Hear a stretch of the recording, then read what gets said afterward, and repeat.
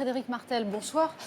Vous êtes journaliste, vous êtes sociologue, vous êtes l'auteur d'un livre qui avait été très remarqué, Le Rose et le Noir, un autre mainstream, mais Le Rose et le Noir déjà enquêtait sur l'homosexualité. Là, vous êtes allé au cœur du Vatican et c'est un véritable travail de fourmi que vous avez fait. La première question que j'ai envie de vous poser, c'est comment on construit une telle enquête que personne d'autre que vous n'a réussi à faire? Et je précise ma question.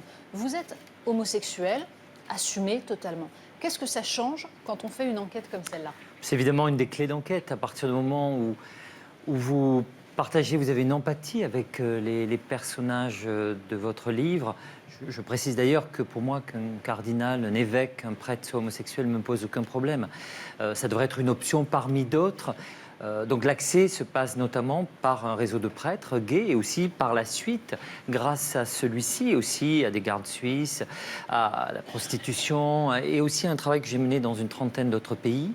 On découvre un des plus grands secrets des 50 dernières années, à savoir, non pas simplement un lobby gay, il n'y a pas un lobby gay au Vatican. Un lobby, ce serait des gens qui voudraient défendre leur position et qui essaieraient d'obtenir quelque chose en se connaissant entre eux et en étant homosexuels. C'est l'inverse de ça. C'est en fait une communauté, une majorité silencieuse. Et chacun, au fond, ne connaît même pas forcément l'homosexualité de son voisin. Et chacun a comme base de son premier objectif, c'est de cacher son homosexualité aux autres. Et donc, c'est évidemment compliqué d'enquêter et paradoxalement assez facile pour quelqu'un qui connaît les codes de ce qu'on appelle la paroisse.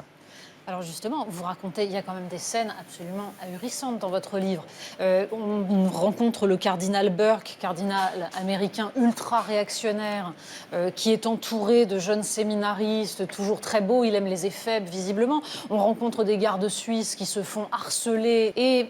Derrière tout cela, c'est un mélange de luxure, de corruption, de la part de ceux, très souvent, qui ont les discours les plus durs contre l'homosexualité. Et c'est ça qu'on comprend en vous lisant, c'est que finalement, il s'agit avant tout de se cacher et, pour se cacher, de construire un mensonge. Oui, c'est même de règles sociologiques. Plus un cardinal est homophobe, plus il a de chances d'être sinon homophile ou homosexuel, au moins dans une difficulté par rapport à sa sexualité. Et en fait, c'est un secret de polichinelle, comme on dit, parce que tout le monde savait ça d'une certaine manière. Depuis longtemps, les vaticanistes me disent « Oui, mais on savait. Mais comment se fait-il qu'il ne l'ait pas écrit, qu'il ne l'ait pas dit ?» Pourquoi? Parce que si un vaticaniste fait ce livre, son job, il perd son job. Si un Italien fait ce livre, c'est compliqué en Italie. Et vous l'avez dit, lorsqu'un hétérosexuel essaye d'enquêter, il n'a pas les codes, il n'a pas les réseaux pour entrer dans cette machine. C'est pour ça que je l'ai fait, ça prend du temps. C'est un monde compliqué, un monde de rumeurs, un monde aussi avec 50 Shades of Gay, comme je dis, puisque vous avez des pratiquants, des homophiles, vous avez aussi des gens très malheureux, des gens qui souffrent profondément, qui sont, comment dire, non pas simplement dans le placard, ils sont dans une cage enfermée. Mais c'est d'ailleurs ce que vous montrez, c'est que c'est très lié aussi à ce dogme du célibat des prêtres. C'est-à-dire qu'en fait, le vœu de chasteté attire des jeunes gens qui n'assument pas leur homosexualité et qui, du coup, essayent de la sublimer par cette chasteté. C'est exactement ça. C'est-à-dire que la question, ce n'est pas le cardinal A, l'évêque B ou le prêtre C. La question, c'est le système. Et ce sont des règles sociologiques. Vous avez un système qui non seulement sélectionne, paradoxalement, alors qu'il déteste l'homosexualité, des homosexuels, qui les promeut en utilisant l'homophobie comme, au fond, une manière de les cacher. Et enfin, au plus vous montez dans la hiérarchie, au plus il y a d'homosexuels. C'est quand même moi, j'en suis tombé de ma chaise. Alors, est-ce que vous ne craignez pas quand même qu'on vous dise, en gros, c'est un règlement de compte contre une église qui tient un discours qui ne plaît pas à la modernité, notamment sur les questions du mariage gay ou autre? Vous savez, ce n'est pas un livre contre l'Église. S'il y a une critique, c'est d'abord une critique à l'égard de la communauté homosexuelle. Comme je l'avais fait, je crois que vous m'aviez invité à l'époque, il y a 25 ans. Je me souviens, quand on s'est... Ma première émission de télé, je crois, était avec vous. Ouais. J'étais petit à l'époque. Et c'était une critique aussi, parfois, ça ne veut pas dire toujours critiquer, mais parfois on doit aussi critiquer les siens. Et d'une certaine façon, c'est une critique des miens. C'est une critique de la communauté homosexuelle. Mais la question du silence sur les prêtres pédophiles, il est tout de même... est-ce qu'on peut penser que c'est parce qu'ils tiennent leur hiérarchie, parce qu'ils connaissent des choses sur leur hiérarchie qu'ils ont tenu aussi longtemps?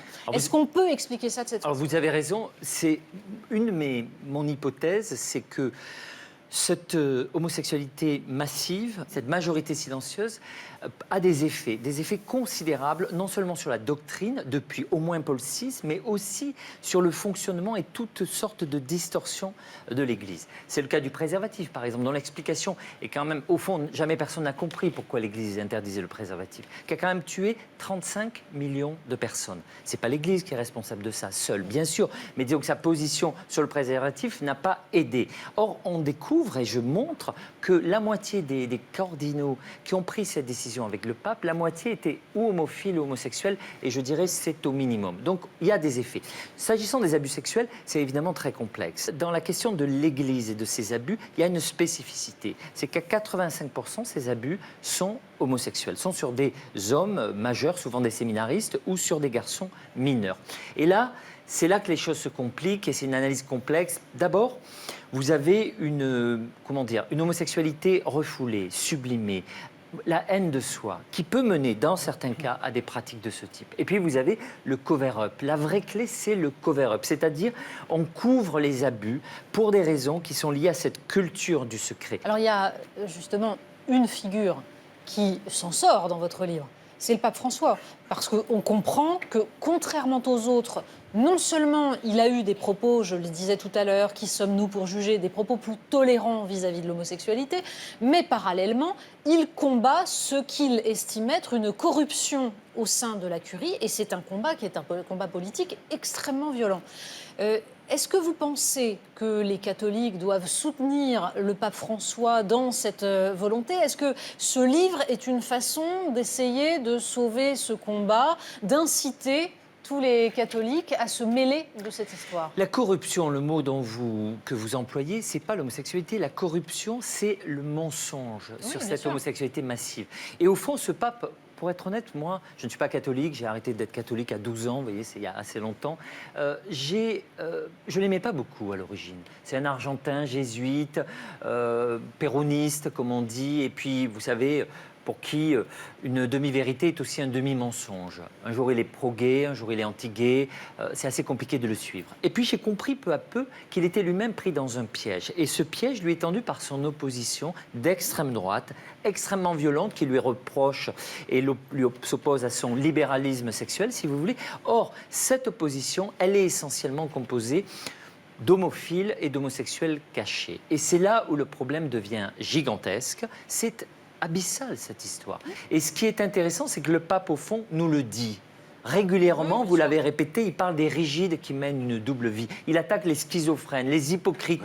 Il parle de ceux qui sont autoréférentiels. Il pense à cette opposition. Il sait, il est bien informé, il a compris le système et il essaye de trouver des solutions. Et pour répondre à votre question, je pense oui que les catholiques qui veulent non seulement les progressistes, mais aussi même ceux qui sont attachés à la foi, doivent se rendre compte qu'on est aujourd'hui dans une impasse, que cette Église n'a plus de cap et qu'il faut, pour prendre un mot italien, un aggiornamento général. Mounir, la conclusion. Moi, je n'ai pas lu ce livre, mais ce que j'entends, c'est énormément de violence, de douleur, mais surtout le reflet d'un monde terminé, d'un monde qui doit se terminer. C'est-à-dire que le système que vous dénoncez, c'est un système qui ne va pas avec le monde tel qu'on est en train de le vivre. On parlait des accélérations de ce monde, de la plus grande transparence, d'une aspiration à une plus grande liberté, mais aussi au fait qu'on appartient à des communautés, toutes différentes ou parfois à plusieurs. Ce que vous décrivez est terrible. J'espère que ce livre, c'est l'annonce de la fin. J'espère que c'est l'annonce d'autre chose. D'une certaine manière, vous avez raison. Ils ne vivent pas dans le monde aujourd'hui. Mais il faut bien voir que ces cardinaux ont 80, 85, 90 ans. Moi, j'ai fait des interviews avec des cardinaux de 94 ans. Et évidemment, ils sont dans l'homosexualité des années 40, des années 50. C'est ça le problème. Et d'ailleurs, pour les décrypter, il m'a fallu utiliser les codes de cette époque. Je suis de la paroisse, il est pratiquant. La manière dont il fonctionne, c'est celle des homophiles de cette époque, de la double vie, des cancans, des médisances aussi, qui sont celles de l'homosexualité d'avant la libération homosexuelle. Donc si on va au Vatican et on se met sur l'appli Grindr, l'appli elle explose, c'est ça? Pas exactement, parce que vous savez, souvent ils n'ont pas de téléphone, ils n'ont pas d'ordinateur. Il y en a, il fallait que je leur envoie des fax que finalement ils photocopiaient, on me renvoyait en les scannant. Donc. Merci. Le livre est extraordinaire. Il n'y a qu'une chose qu'on peut dire, c'est qu'il est temps que Jésus revienne.